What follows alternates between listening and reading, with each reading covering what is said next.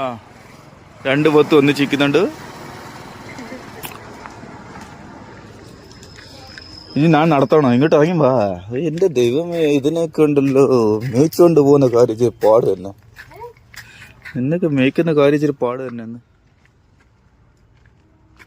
Hello, welcome to my YouTube channel. എന്നെ എങ്ങനെ മേയിച്ച് കൊണ്ടുപോകാന്നാണ് ചേട്ടൻ കുറച്ച് മുന്നേ അവിടെ പറഞ്ഞത്. നിന്നെ ഒരു കാര്യം കാണിക്കട്ടെ എന്നും പറഞ്ഞാണ് ഒരു നഴ്സറിലോട്ട് കൊണ്ടുവന്നിരിക്കുന്നത്. സത്യം പറഞ്ഞു ഞാൻ അന്തം വിട്ടുപോയി ഇത് കണ്ടിട്ട്. അയ്യോ എന്റെ പൊന്നെ, ഇതൊക്കെ എന്ത് മേടിക്കണമെന്ന് എനിക്ക് തന്നെ അറിയാൻ വയ്യ ഇത് കണ്ടിട്ട്. ജമന്തി തന്നെ പല വെറൈറ്റി ആയിട്ടുണ്ട്, പല കളറിൽ തന്നെ ഉണ്ട്. ഞാൻ ഈ കളറിലൊന്നും ഞാൻ ഇതുവരായിട്ടും കണ്ടിട്ടില്ല. പിന്നെ ഇപ്പുറത്തെ സൈഡിൽ നിൽക്കുന്നത് മൊത്തം ജെറുബറയാണ്. അത് ചിലതിനകത്തൊക്കെ പൂ വന്നിട്ടുള്ളു.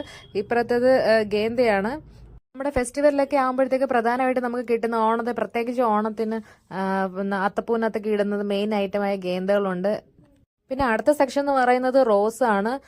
പിന്നെ പെൻസിൽ കട്ടിങ് പോലത്തെയാണ്, എനിക്ക് പെൻസിൽ കട്ടിങ് ആയിട്ടാണ് തോന്നിയത് അതിന്റെ പൂക്കളൊക്കെ കണ്ടിട്ട്. അതൊക്കെ ഉണ്ട്. പിന്നെ ഒരു സൈഡ് മൊത്തം ചെമ്പരത്തിയാണ്. ചെമ്പരത്തിയുടെ ഇടയിൽ കൂടെയൊക്കെ ഞാനും ആദ്യക്കൂട്ടനും ഒക്കെ നടന്നു പോയിക്കൊണ്ടിരിക്കുകയാണ്. എനിക്കില്ല, സിനിമയിലൊക്കെ പാട്ടൊക്കെ കേൾക്കുമ്പോഴത്തേക്ക് അതിന്റെ ഇടയിൽ കൂടെ ഒക്കെ ഓടിയൊക്കെ വരത്തില്ലേ പാട്ടൊക്കെ പാടി, എനിക്ക് അങ്ങനെയൊക്കെ ചെയ്യാനാണ് തോന്നിയത്. പിന്നെ ചെമ്പരത്തി തന്നെ പല വെറൈറ്റി ഉണ്ട്. എന്താ ഓരോ പൂവിന്റെയൊക്കെ സൈസ്, അതിന് എന്താണാവോ കഴിക്കാൻ കൊടുക്കുന്നതെന്ന് അറിയാൻ വയ്യ. എന്റെ പൊന്നോ, ഇതൊക്കെ കണ്ടിട്ട് എങ്ങനെ അവിടെ നിന്ന് പോരാൻ തോന്നുന്നേ. പിന്നെ എനിക്ക് പേരറിഞ്ഞൂടാത്ത കുറെ ചെടികളും പൂക്കളും ഒക്കെ അവിടെ ഉണ്ടായിരുന്നു. ഓരോ ചെടികളുടെ ഇടയിൽ കൂടെ ഇങ്ങനെ പൈപ്പ് ലൈൻ ഇട്ടിട്ടുണ്ടായിരുന്നു. അതിന് രാവിലെ മാത്രം ഒരു നേരം മാത്രമേ വെള്ളം ഒഴിച്ചു കൊടുക്കത്തുള്ളൂ. കാരണം ഇപ്പൊ തണുപ്പ് സമയം ആയതുകൊണ്ട്.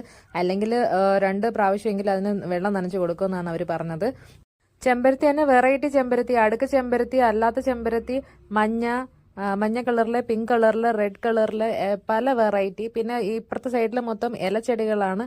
അതൊക്കെ ഭയങ്കര കോസ്റ്റ്ലി ആയിട്ടുള്ളതായിരുന്നു ഇലച്ചെടികളൊക്കെ. പക്ഷെ നമുക്ക് ഇൻഡോർ ആയിട്ടും ഔട്ട്ഡോർ ആയിട്ടും വെക്കാവുന്ന ഇലച്ചെടികളാണ് കൂടുതലും. ഇതിൽ വെള്ള കളറിലെ ചെമ്പരത്തിയാണ് എനിക്ക് ഏറ്റവും കൂടുതൽ ഇഷ്ടപ്പെട്ടത്. നമ്മുടെ വീട്ടിലൊക്കെ കൊണ്ടുവച്ച് കഴിഞ്ഞാൽ ഇത്രയും വലിപ്പത്തിലൊന്നും പിടിക്കത്തില്ല. ആദ്യത്തെ പ്രാവശ്യം തന്നെ 1-2 പൂ വിരിഞ്ഞാലായി. പിന്നെ അതിനുശേഷം ആ വലിപ്പമൊന്നും കിട്ടത്തില്ല. പിന്നെ അവിടെ ചെറുതായിട്ട് ഒരു 2 പിന്നെ ഓറഞ്ച് കണ്ട്. ചെറിയ ഓറഞ്ചാണോ നാരങ്ങയാണോ എന്ന് അറിയാൻ വയ്യ, ചെറിയ സൈസിലാണ്. നഴ്സറിയുടെ പകുതി സെക്ഷൻ ഒന്ന് കംപ്ലീറ്റ് ആക്കിയപ്പോഴത്തേക്കും വെയിൽ ഏതാണ്ടൊന്ന് ഉറച്ചു വന്നിട്ടുണ്ടായിരുന്നു. അപ്പം കുറച്ചുകൂടെ ക്ലിയർ ആയിട്ട് കിട്ടിയിട്ടുണ്ടായിരുന്നു നമ്മുടെ പൂക്കളുടെയൊക്കെ ഭംഗി. എന്ത് രസമാണ് കാണാനായിട്ട്. റോസാ ചെടികൾക്കൊക്കെ ഓരോന്നിനും ഓരോ റേറ്റ് ആട്ടോ ഇതിന് വില ഇട്ടിരിക്കുന്നത്. 40 രൂപ തൊട്ട് 120 റേറ്റ് വരെ പോകുന്നുണ്ട് ഇതിന്റെ ഓരോന്നിന്റെയും വില. പിന്നെ അതാണ്ട് ഈ ചെടി നോക്കിക്കാണ്, അതിന്റെ പൂവിന്റെ വലിപ്പം ഒന്ന് നോക്കിക്കാണ്, എന്താ ഒരു സൈസ് അതിന്റെ. ഓരോ പൂവിന്റെയും വെയിറ്റ് തന്നെ ആ ചെടിക്ക് തന്നെ താങ്ങാൻ പറ്റുന്നില്ല, അത്രയുണ്ട് അതിന്റെ സൈസ്. റോസിന്റെ കൂട്ടത്തിൽ തന്നെ ഞാൻ വേറൊരു ടൈപ്പ് റോസ് കണ്ടായിരുന്നു. അത് ബ്ലാക്ക് കളറിലെ റോസാണ്. ഇതുവരെയായിട്ടും കണ്ടിട്ടില്ല. ആദ്യക്കുട്ടനെ ഞാൻ പതുക്കെ അങ്ങ് ചേട്ടന്റെ കയ്യിലോട്ട് കൊടുത്ത് എക്സ്ചേഞ്ച് ചെയ്യിപ്പിച്ചു. ഇനി ബാക്കി വീഡിയോസ് ഞാൻ എടുക്കാന്ന് വിചാരിച്ചു. ഓരോ ചെടിയുടെ മൂട്ടി പോയി അങ്ങ് എടുക്കാന്ന് വിചാരിച്ചു. ഓരോ പൂവിന്റെ അതിന്റെ ഭംഗി തന്നെ എനിക്ക് വയ്യ, എനിക്ക് കണ്ടിട്ട് തന്നെ.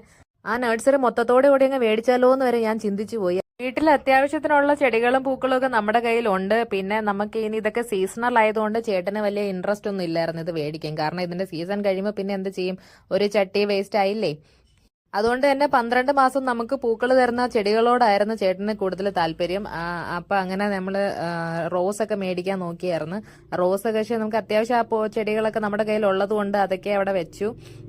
പിന്നെ ഇല്ലാത്ത കളർ എന്തെങ്കിലും നോക്കാന്ന് വിചാരിച്ചിട്ട് പിന്നെ റോസിനകത്ത് റെഡ് ഷെയ്ഡുള്ള ഒരു റോസ് ഞാൻ മേടിച്ചിട്ടുണ്ടായിരുന്നു. അപ്പം പിന്നെ നമ്മുടെ കയ്യില് ഇതില്ലായിരുന്നു, മണ്ണില്ലായിരുന്നു. മണ്ണും ചെടിച്ചട്ടി ഇല്ലായിരുന്നു. മണ്ണ് വരെ കാശ് കൊടുത്ത് മേടിക്കേണ്ട ഒരു ഇതാണ് ഇവിടെ ഉള്ളത്. കാരണം നമ്മുടെ ടെറസ് ഗാർഡൻ ആണല്ലോ. ചെടിയുടെ ഇടയിലൊക്കെ നിന്നിട്ട് ആദ്യക്കുട്ടന്റെ കുറച്ച് ഫോട്ടോസുകളൊക്കെ ഞങ്ങൾ അങ്ങ് എടുത്തിട്ടുണ്ടായിരുന്നു.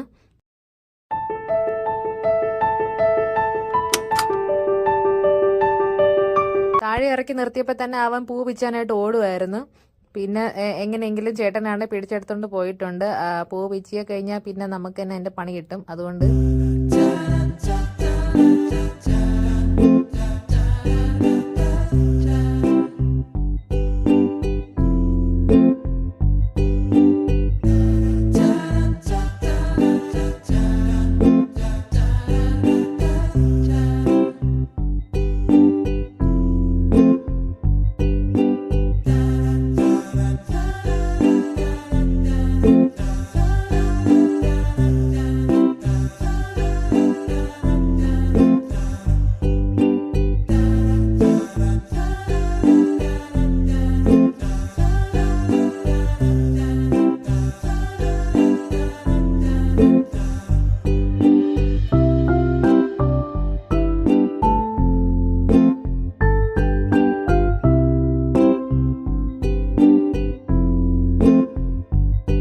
റോസാപ്പൂവിന് നേരത്തെ കാണിച്ച വലിയ സൈസ് പൂവ് തന്നെ എടുത്ത് ആദ്യക്കുട്ടനെ ഒന്ന് കാണിച്ചൊന്ന് കളിപ്പിച്ചൊക്കെ എടുത്തിട്ടുണ്ട്. അവനെ ഒന്ന് സന്തോഷിപ്പിച്ചൊക്കെ വെച്ചു. രാവിലെ തന്നെ അവന്റെ മൂഡൊക്കെ ഒന്ന് ഓക്കെ ആക്കി.